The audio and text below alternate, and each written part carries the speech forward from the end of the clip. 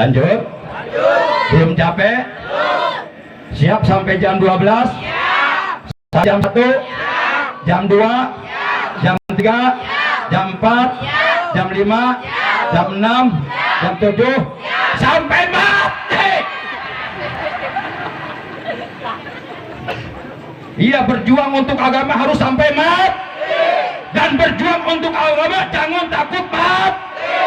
Lihat imam besar Habib Rizik Syihab, beliau istiqomah secara kontinu, secara istimror, terus menerus dalam situasi kondisi apapun. Beliau tidak pernah takut mati, betul.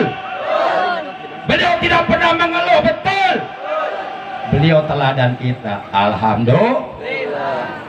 Insya Allah kalau di negara Indonesia ada ulama-ulama lurus seperti ini, insya Allah Allah akan membuka pintu-pintu keberkahan dari langit dan dari bumi.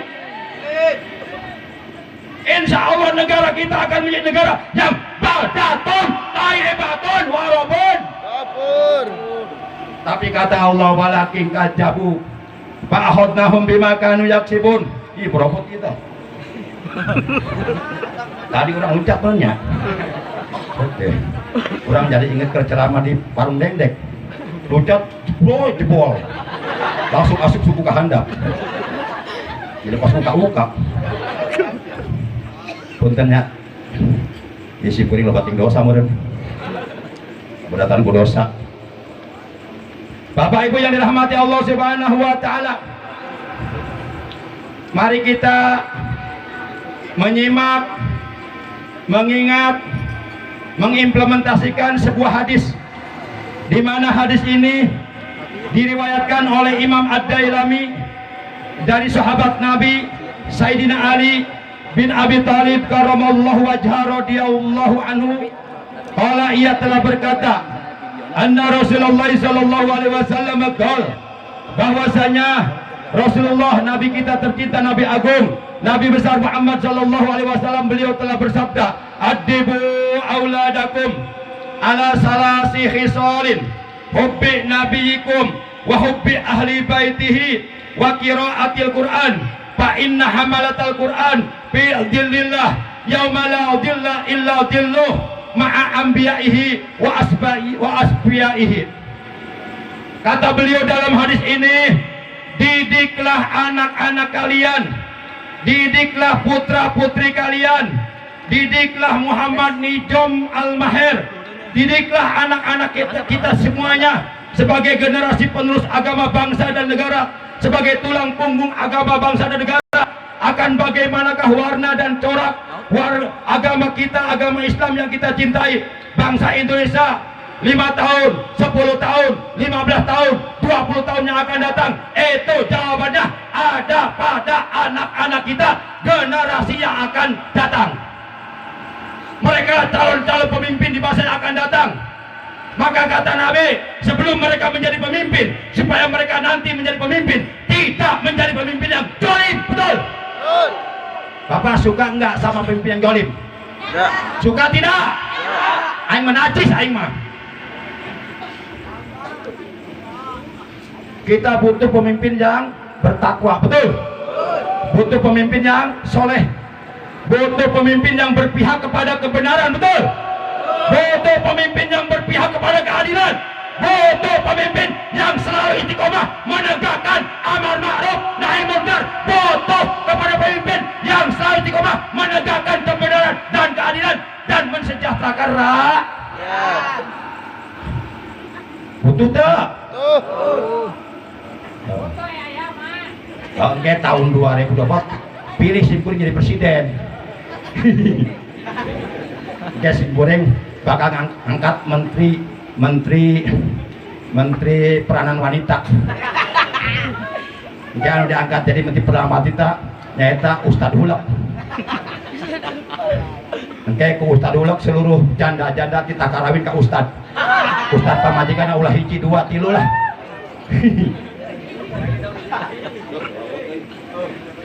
Bapak Ibu yang dirahmati Allah, nah supaya anak-anak kita sebagai generasi penerus yang akan datang, yang akan meneruskan perjuangan para ulama, yang akan meneruskan perjuangan para pemimpin kita di masa akan datang, supaya mereka menjadi pemimpin yang soleh, yang bertakwa, Nabi, adibu auladakum ala salasi saulin. Didiklah anak-anak kalian, ajarilah kepada anak-anak kalian 3 hal. Yang pertama, hubbi nabikum. Yuk kita didik anak-anak kita agar mencintai Nabi kita, yaitu Nabi Muhammad Shallallahu Alaihi Wasallam. Dari semenjak kecil, terus kita didik, kita sampaikan kepada anak-anak kita sejarah perjuangan Rasulullah dalam berdakwah. Kita sampaikan kepada anak-anak kita akhlakul karimah yang dimiliki oleh Rasulullah. Bagaimana Rasulullah akhlaknya? Jangan sampai kita punya anak tidak mengenal sejarah nanti kita bisa dikelabui sama musuh-musuh Islam. Bapak Ibu yang dirahmati Allah Subhanahu wa taala, orang kalau sudah timbul di dalam hatinya rasa mahabbah, rasa cinta kepada Rasulullah Sallallahu Alaihi Wasallam, maka tentu dia akan membela agama Islam yang telah diperjuangkan oleh Rasulullah selama kurang lebih 23 tahun di Mekah dan di Madinah. Rasulullah Sallallahu Alaihi Wasallam menyampaikan ajaran Islam selama kurang lebih 23 tahun di Mekah dan di Madinah. Itu banyak tantangannya, banyak rintangannya, banyak orang-orang kafir yang menghina beliau, melecehkan beliau, bahkan mengintimidasi beliau, mengkriminalisasi beliau, mengancam beliau dengan akan dibunuh. Tapi terus sampai ketika Rasulullah ditawarkan oleh dedekot kafir seperti Abu Jahal, Abu Lahab, Uqbah dan Walid, "Hei Muhammad, kalau engkau berhenti menyampaikan Islam, kalau engkau berhenti berdakwah, maka engkau akan aku kasih jabatan yang tinggi, engkau akan aku kasih harta yang tak ternilai harganya, engkau akan aku kasih wanita-wanita yang cantik, yang penting engkau berdiam, jangan sampaikan ajaran Apa jawaban beliau? Seandainya bulan diletakkan di tangan kananku, matahari diletakkan di tangan kiriku, aku Muhammad tidak akan pernah berhenti untuk tetap terus memperjuangkan, mensiarkan ajaran Itu yang dialami oleh Habib Rizik sekarang. Habib Rizik bin Syihab, imam besar umat Islam Indonesia, bagi saya pribadi, beliau itu suri teladan dalam memperjuangkan agama Islam. Beliau itu adalah seorang sosok pejuang yang sejati, seorang sosok pejuang yang kokoh, yang tangguh, yang tidak bisa dibeli dengan apapun.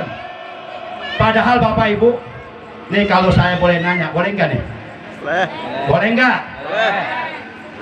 Habib Rizik kan sekarang sedang di penjara di Bareskrim Polda ya. Ya.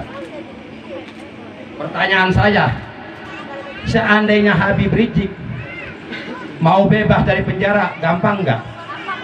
Gampang banget. Gampang banget kalau dia mau. Gampang. Bahkan beliau bisa mendapatkan uang ratusan triliun. Betul? Gampang kalau beliau mau bebas dari penjara. Cukup melakukan 3 hal. 1, bilangin jangan nih. Bilangin jangan. Bejakeun tong. Omongkeun tong. Ceritakeun tong. Moal kasinggung. Moal ngambek. Seuk sia ngambek sorangan aya balik. Cukup melakukan 3 hal. 1, minum dulu. Padahal itu kerpoho ternyet.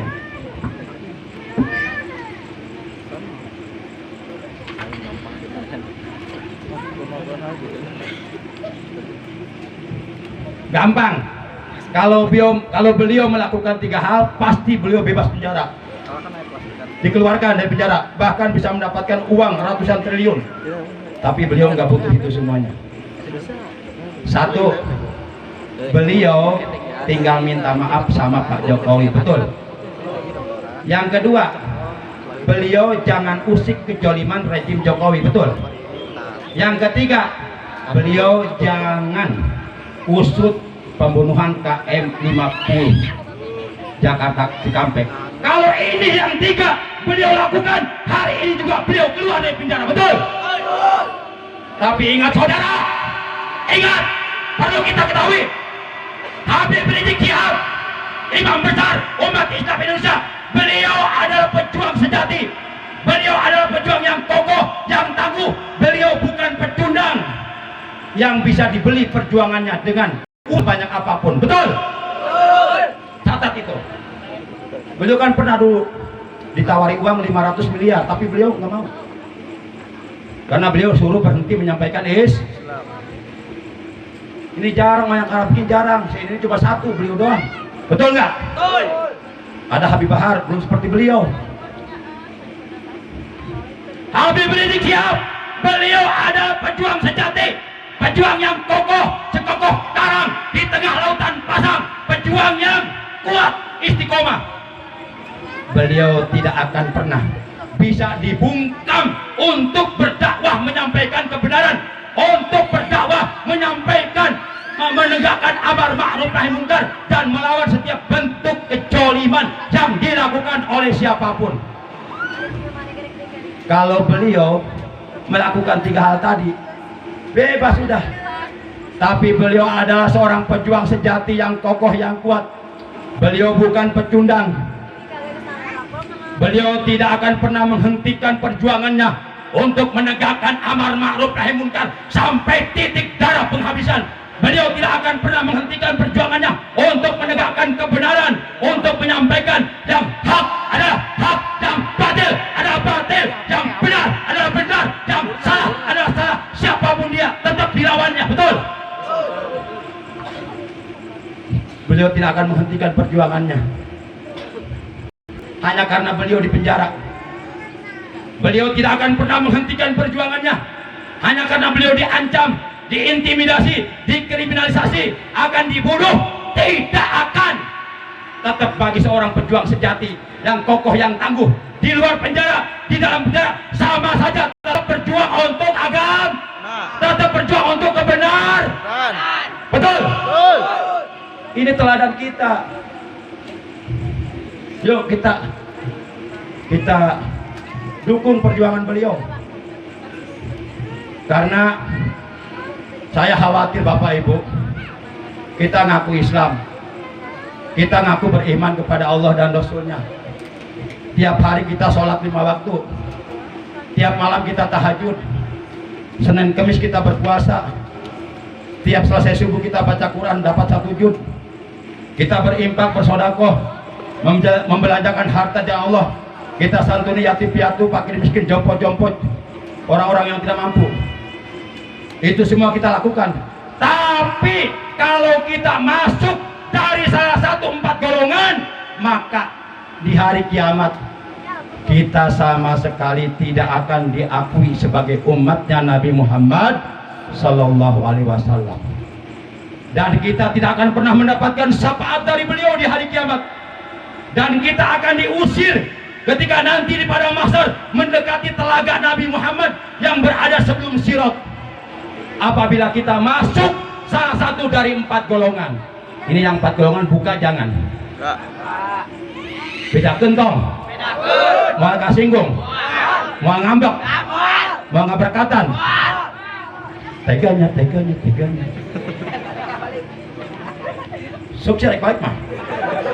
Aing teu nang sia ieu.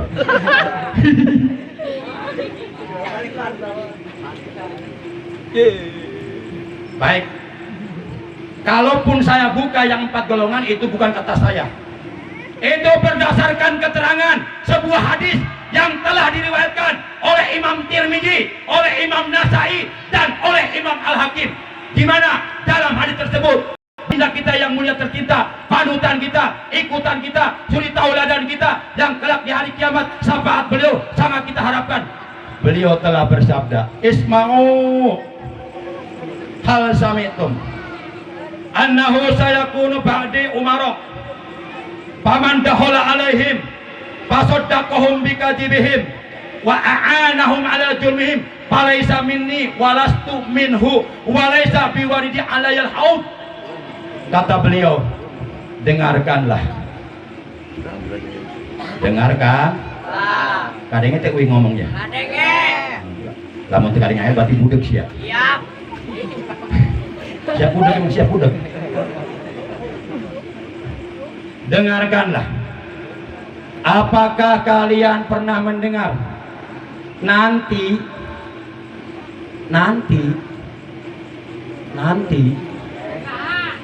oh nanti sabarlah, nanti sabar.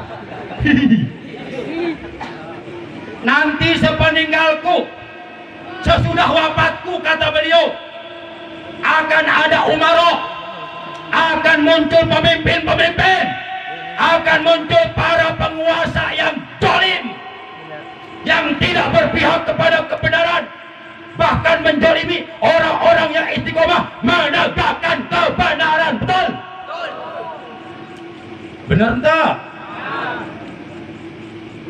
Kata Nabi, paman dahola alaihim, maka barang siapa yang masuk kepada pemimpin-pemimpin itu, barang siapa yang masuk kepada para penguasa yang zalim itu, artinya barang siapa yang bergabung dengan mereka, bekerja sama dengan mereka, berteman akrab dengan mereka, kemudian yang kedua, fasaddaqahum bikadzibihim, dan ia membenarkan kebohongan, kedustaan, berita-berita hoak yang disebar oleh para penguasa yang zalim.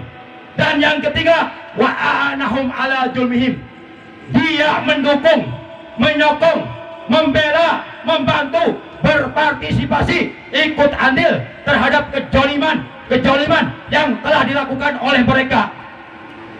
Apabila kita masuk dalam golongan ini yang tadi saya sampaikan, kata Nabi apa? Falaisa minni. Apa artinya falaisa minni? Maka dia bukanlah dari golongan umatku. Jadi Rasulullah tidak sudi, Rasulullah tidak mau mengakui kita sebagai umatnya, walaupun kita rajin sholat tiap hari 5 waktu di awal waktu dengan berjamaah, walaupun tiap malam kita tahajud sampai tarana dekok sia, walaupun Senin Kamis kita puasa, walaupun baca Quran tiap hari, bersedekah dan sebagainya, walaupun tiap hari tiap tahun mondar-mandir melaksanakan ibadah haji, tapi kalau kita bergabung, bekerja sama, berteman akrab dengan para pemimpin yang zalim, maka di hari kiamat kita tidak akan diakui jadi umatnya Nabi Muhammad sallallahu alaihi wasallam. Kira-kira jelas nggak nih? Jelas. Pertanyaannya, kalau nanti di hari kiamat umpamanya kita nggak diakui sebagai umatnya Nabi Muhammad, boleh jadi kita nanti akan dikumpulkan bersama pemimpin-pemimpin yang zalim seperti Fir'aun, betul? Seperti Raja Namrud, seperti Mustafa Kemal Atatürk, ya, yang jenazahnya nggak bisa dikebumikan, mentah lagi, akhirnya ditindihan ku batu beratnya 40 ton, sebab benci terhadap Islam. Nauzubillah min dzalik. Itu yang pertama. Yang kedua, kalau kita membenarkan kedustaan yang dilakukan oleh mereka. Yang ketiga, kalau kita mendukung, menyokong, membela, berpartisipasi, ikut andil terhadap kejoliman mereka, maka kelak di hari kiamat kita tidak akan diakui sebagai umatnya Nabi Muhammad. Dan barang siapa yang nanti di hari kiamat tidak diakui sebagai umatnya beliau, maka dia akan celaka, akan mendapatkan berbagai macam azab yang pedih, yang menyakitkan di hari kiamat, dan mereka tidak akan mendapatkan syafaat dari Nabi Muhammad sallallahu alaihi wasallam. Bukankah kita setiap selesai sholat selalu berdoa, Allahumma inni as'aluka syafa'ah min nabiyyika Muhammadin sallallahu alaihi wasallam yaumal qiyamah yauma la yanfa'u malun wala banun illa man atallaha biqalbin salim. Ya Allah, ya Tuhanku, sesungguhnya aku mohon kepadamu syafaat dari nabimu nanti di hari kiamat, di mana pada hari itu hari kiamat harta benda, anak cucu, keturunan, jabatan, pangkat tiada berguna lagi kecuali orang-orang yang datang menghadap Allah dengan hati yang bersih, dengan iman yang lurus, dengan Islam yang benar, dengan hati yang ikhlas melaksanakan ibadah kepada Allah. Itu yang pertama yang ingin saya sampaikan. Malam ini saya ingin menyampaikan 10 poin. Itu yang pertama. 1 poin udah berapa menit tuh? Udah tengah jam ya. Berarti sisanya 9 poin lagi kali tengah jam berapa? Berarti saya butuh waktu 270 menit lagi ya. Siap. Mau mabok ya? Yang kedua, Bapak Ibu, pertanyaannya, kenapa Habib Rizik Syihab begitu sabar, begitu ulet, begitu istiqomah memperjuangkan kebenaran, menegakkan kebenaran, menegakkan amar ma'ruf nahi munkar? Karena beliau punya slogan yang tidak bisa digoyahkan. Karena beliau punya prinsip yang sangat kuat, sekuat baja, punya prinsip yang sangat kokoh, sekokoh karang di tengah lautan pasang. Apa prinsip beliau? Prinsip beliau adalah kariman au maut syahidan. Hidup mulia atau mati syahid. Hai orang Islam, apabila Anda ingin hidup mulia dunia akhirat, maka berjuang untuk agama, berjuang membela agama, berjuang membela Rasulullah, berjuang membela Islam, berjuang membela para habaib yang lurus, berjuang membela ulama yang istiqomah. Dalam situasi kondisi agama kita dihinakan, Al-Quran kita dinistakan, ulama kita dikriminalisasi, dalam keadaan seperti itu hanya karena mencari muka kepada manusia dan hanya karena takut kepada manusia, lalu kita bersikap netral dalam situasi seperti ini. Oleh agama dikatakan syaitonun ahros, setan yang bisu. Sebagaimana Al-Imam Syekh Abu Ali Al-Dakok, Dakok bukan Dekok, rahimahullah ta'ala, beliau mengatakan, man sakata anil haq bahwa siap bahwa syaitonun ahros, barang siapa yang diam tidak mau menegakkan kebenaran, barang siapa yang diam tidak peduli, tidak mau beramar ma'ruf nahi munkar, barang siapa yang diam tidak mau menyampaikan yang hak adalah hak, yang batil adalah batil, barang siapa yang diam tidak mau berjuang untuk agama, untuk bangsa, untuk negara, bahwa syaiton ahros, maka dia adalah syaiton yang bisu. Na'udzubillah min.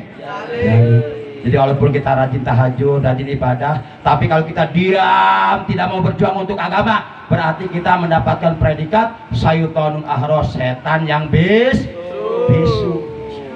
Na'udzubillah min. Demikian, oleh karena setelah saya mau ijatul hasanah tausiah Islamnya akan disampaikan oleh guru kita Al-Mukarram Al-Muhtaram Kiai Ahmad Fauzi Al-Bantani alias Kiai Hulak. Kenapa disebut tulak? Ya lihat aja badannya. Kalau saya makannya sepiring, beliau bisa 3 piring itu. Bahkan mungkin piringnya juga dimakan kali ya.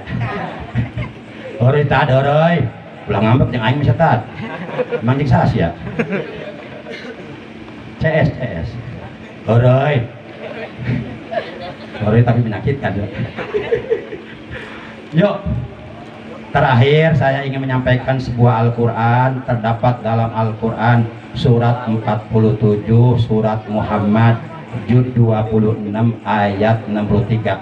Allah berfirman, ya ayyuhalladzina amanu in tansurullaha yansurkum wa yusabbit aqdamakum. Hei orang-orang yang beriman, jika kalian menolong, jika kalian membela, jika kalian berjuang untuk menegakkan agama Allah yang surkum, maka niscaya Allah akan menolong kalian, Allah akan membela kalian, wa yusabbit aqdamakum, dan Allah akan meneguhkan kedudukan kalian pada kedudukan yang mulia. Yang terakhir terdapat dalam Al-Quran surat 61, yaitu surat As-Saff juz 28 ayat 14. Allah berfirman, ya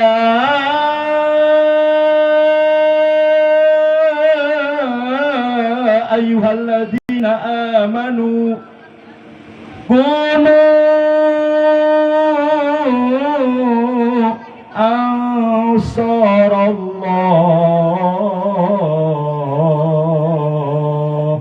Wahai orang-orang yang beriman, kata Allah, orang-orang yang beriman yang merasa di hatinya ada iman, orang-orang yang mengaku dirinya beriman kepada Allah, kalian dipanggil oleh Allah dalam ayat ini. Apa kata Allah kepada kalian? Kunu, jadilah kalian semuanya ansarullah, penolong agama Allah. Jadilah kalian semua para pembela agama Allah. Takbir.